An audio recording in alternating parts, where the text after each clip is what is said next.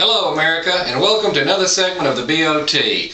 Today is February 28th, which means tomorrow is March 1st. Only 20 days left until the Georgia 2010 turkey season, which is our favorite time of the year. Now, little did I had a pretty tough deer season, but we finally nailed a big doe down in Pike County, so we've got that covered. Now on to the biggest and best challenge, and that's turkey season. Today we're going to go through some of our gear and show you some of you newcomers what kind of tools we'll be using. So if you're looking for one of the things where somebody falls or some of the humor and comedy, you might ought to wait to one of the other videos. This is going to be an instructional video tonight. We've got our gear out of the basement, and we're getting ready to pack our vests because you can never be ready too soon. You never know when you get something up in the way, family, baseball, or whatnot. You need to just be able to grab your vest and go when the time needs to go turkey hunting. So we'll start out here. We've got our locator calls in the top of our box here. We have the barred owl call, which is the traditional who cooks for you, who cooks for you all. You want to fire that one off?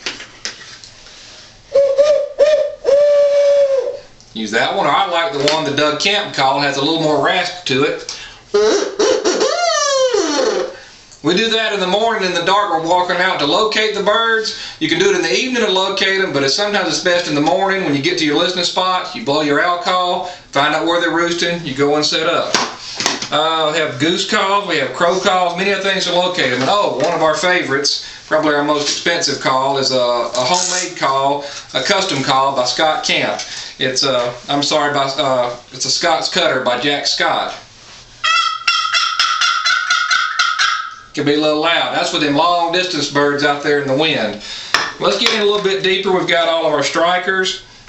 Got everything we need. Got our chalk. Got to have chalk so you can chalk your box call. Here we go. Here's one. Here's one made by Doug Camp. It's another box call. A little bit smaller, not quite as big as the Scott's Cutter, but make some sweet yelps and clucks with that one. And here's one of my favorite, has met the demise of many a bird, just a Primos Power Crystal. It's a glass friction call. Get your Purple Heart striker.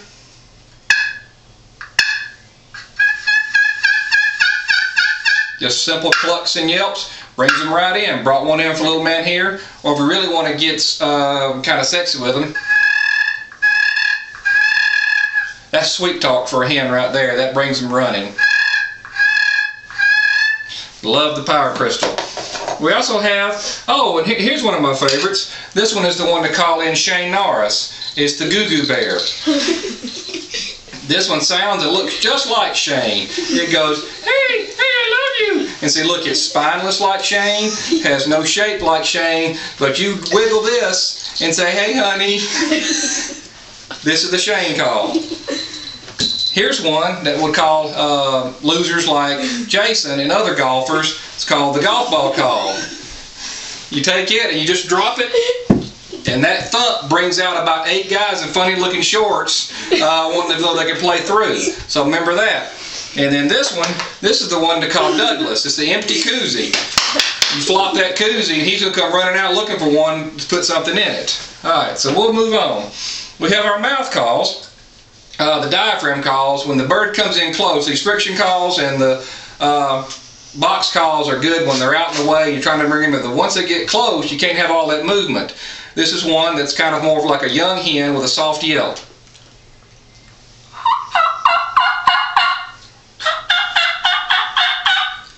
See how that one is? That one's made by Primos. Then we have our Woodhaven Red Wasp. This one's a little more raspy. This is kind of like that gal at the bar with the 2-pack smoker voice.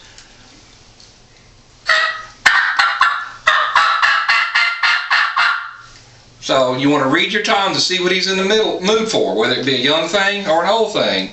And here's one the boys like. I just call this the Blue Rapper. This is that sporty hen.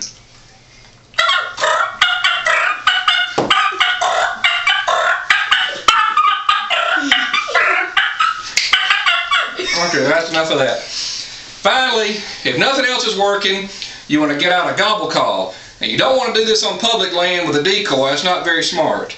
But basically this is, if he's not applying to hens, but he's just one looking for a fight, you just get out the gobble call and give it a shake.